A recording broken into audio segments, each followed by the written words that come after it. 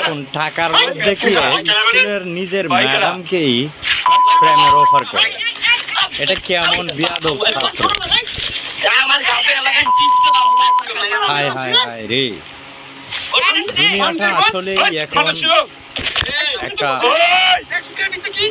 ওই যে একটা কথা আছে না, কলির খালের পোলা পানে কোথায় আছে, ঠিক সেই কথাটা। কলির খালের পোলা পানে